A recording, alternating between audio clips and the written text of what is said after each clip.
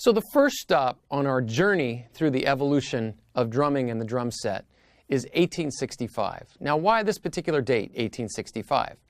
Well, first of all, for those of you who know your history, 1865 was the year that the American Civil War ended. And that meant that African slaves and their descendants were free and could start to participate much more in American society and contribute more to American music. And as we see as we go through this whole series, African Americans have contributed a tremendous amount to the drum set and to the way that we play it. So what else was happening in 1865? Well, for the first time, drummers were starting to experiment with putting together more than one instrument. In other words, prior to this time, you had like marching band type of a scenario, or maybe classical music. And in those instances, a drummer would maybe play a bass drum, or they'd play a snare drum, or they'd play cymbals. Well, around this time period, you had drummers in theaters and stage shows and vaudeville type scenarios. So drummers started thinking, well, how can we have one guy do the job of many? And so this is a very interesting time period, and that's why we're beginning here. So what was the most popular kind of music that was happening in America in 1865? Well, as we said earlier, it was actually marching band music, because there was no jazz, there was no rock, there was no blues to speak of. This was before all that time.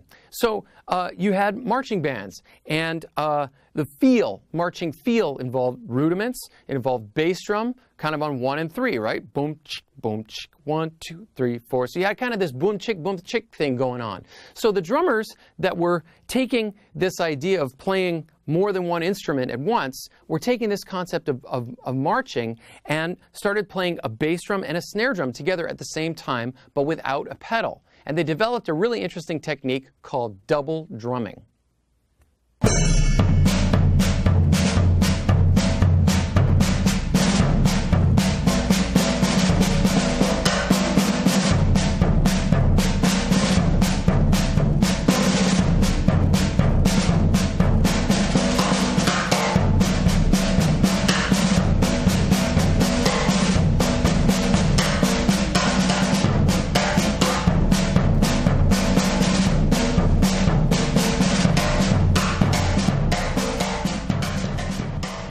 You'll notice that the style that I used in playing that little demonstration had what we call a 2 feel, where the bass drum comes on beats 1 and 3. 1, 2, 3, 4, boom, chick, boom, chick, boom. So it's very downbeat heavy, and it's music that's designed to help large groups of soldiers march down a field from one end to the other. So it's very simple and straightforward. And as we move more towards the next segment we're going to get into, which is ragtime music, this kind of basic march idea starts to become syncopated. It starts to swing a little more, starts to dance a little more, and starts to move more towards dance music.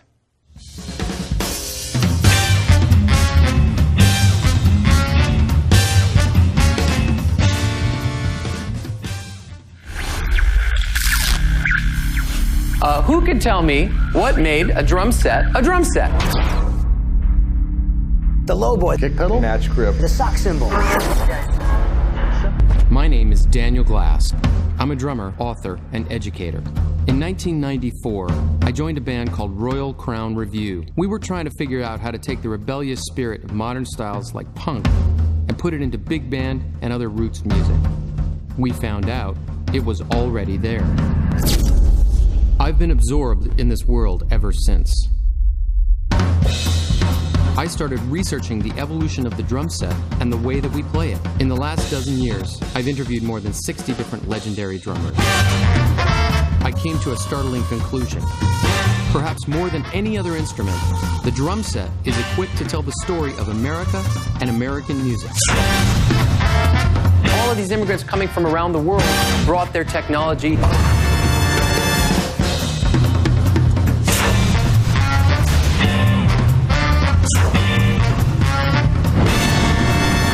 Jazz music and pop music were one and the same.